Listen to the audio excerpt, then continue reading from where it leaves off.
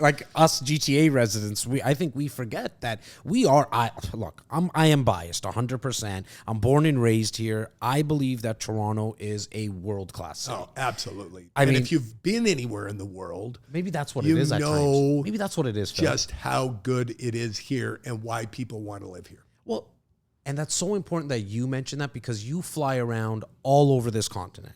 Like for business, which is consistent, let alone all the stuff you know all over the place that you just coming back from Scotland. I know, right? For the chairman's awards and I've lived and worked in India, in France, in England, in the United States. So I've actually lived and worked around the world too, and I can tell you.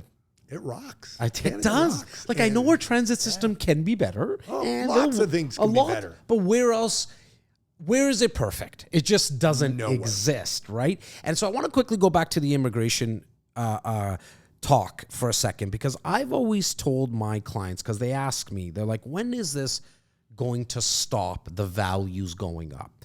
My answer to people is once the government stops allowing people to come in. What's your thoughts on that? Like, you've been at this a lot longer than I have. You just have more data than, and just for my viewers and listeners, all the videos I put out, half of that is me regurgitating the stuff that I get from Phil Soper. So, like, I want everyone to know. Other awesome guests. Well, yes, I do, 100%. We won't leave out Mr. Christopher Slidham, because without him, I wouldn't be doing what I'm doing. But really, it's true. And so, wherever you can find Phil on Instagram, on LinkedIn, and on YouTube, on Roller Pages YouTube, like, go get to this guy. But what's your thoughts when I say to you that that's where I could see maybe this stopping, but I don't think that the government's going to stop bringing people in? Okay, so a couple of mega trends, global mega trends that are informing the future, and what makes me feel very confident in the future of the Canadian housing market and other forms of real estate, like commercial real estate. The property market in Canada is as strong as anywhere over the next 25 years as anywhere I'd see in the world. So what informs this forecast, this outlook? Well, first of all, we have to look at the nature of property appreciation, particularly residential property. People cluster together. There's been a little bit of dispersion during the pandemic, but people are still they're not living out on 80 acres by themselves in the country very often. There's just not, despite being a huge, huge country, we tend to put a pin in the map and then people cluster around it. Therefore, we bid up the value of land around that pin on the map. Mm-hmm. So over the last century, home prices in Canada appreciated about 5% a year. And you go, well, normal inflation's half that. How could it be more? It's because of that artificial rarity we create by clustering around one spot. So you're always going to get property prices, home prices, rising faster than the general rate of inflation. So that's one broad-based thing.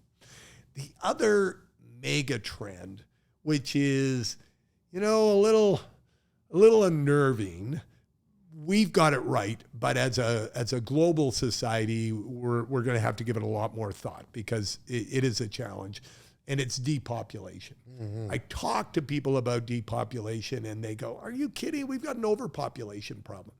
We don't. The world is peaking in terms of population. China shrunk by 850,000 people last year. In other words, 850,000 more people died than were born.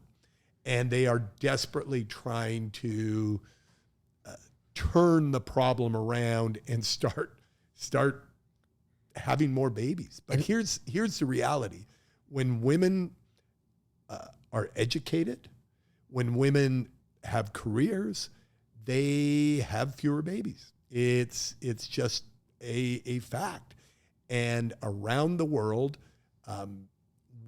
thank God, we are educating women, and they are having more fulfilling lives.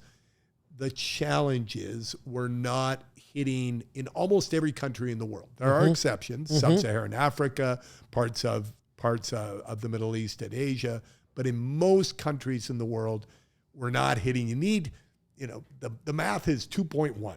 For every couple, you need 2.1 kids to keep even. If you look at Japan or Korea right now, which are two examples of advanced economies, South Korea, that are in trouble, they're only having 0.8 babies per woman, per couple, call it. So think about that.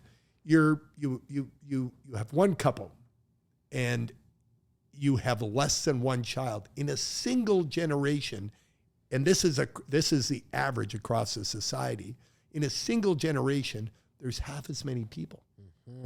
I mean, what happens when you have half as many people every generation? Well, what you get is, a 1970s, 80s Detroit, right? Where when the automotive industry went through a huge crisis, and people are abandoning homes, businesses are shuttered.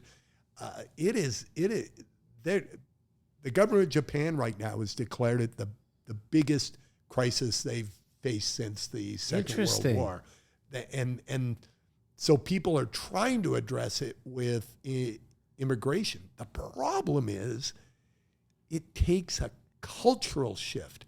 It's like your real estate business, your company. It has a culture. If you've got a toxic work culture, and the owner of the business stands up one day and says, we need a new culture. So tomorrow we're going to have a positive culture, not well, guess what? It's not that easy. It's not going to happen next week. No, exactly. It takes time to build culture. And we're talking about, a business. Imagine a nation. So they are struggling. Countries, Italy would be another one, where they have very low birth rates and they don't have a tradition of welcoming the world. We do. We're in very lucky position. About 6 in 10 new Canadians that are welcome arrived with highly desirable skills or capital, compared to in the United States, about 1.5. So their economic immigration rate is about 15%, ours is 60%. So we are so lucky, and it's one of the big drivers of the real estate industry. We need more homes. And I'll add one more point, and then I'll stop talking about this. You can tell I geek out on No, these I numbers. love it, Phil, because I didn't know about the world in terms of the numbers of how many people weren't having kids, and the aging population. Like I've read some reports about China being one of the oldest. Japan is the oldest. Japan is, okay. So I knew China's oldest. up there, and I know India's actually, compared to China, I think the average person, I read something along the lines of it's probably it's one of the youngest. In the world, in terms India, of the population. Your heritage, where I lived in Mumbai for a year when I was a young man, very exciting. The birth rate there is plummeting too. It's still above 2, right? I can't remember the actual numbers off the top of my head, but I think it's below 4, and the curve is falling rapidly because the growing middle class. Millions of Indians are getting educated. They're staying in university. And if you don't get married till you're closer to 30 than 20, the time you have to have children is less. And really just quickly to that, Phil, and I want you to continue on this. You couldn't be more right, because my parents got engaged at the age of 11.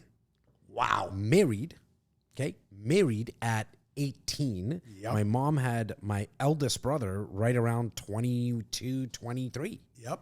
Right? Yep. And so to your point, as people get, and this is a great thing, they're getting more educated, and there is more opportunity, and you're seeing more entrepreneurs, especially in a place like India, where they're not now getting married till 30, 32, 35, right. If even getting married. Right. And so that's why I think we're seeing those numbers.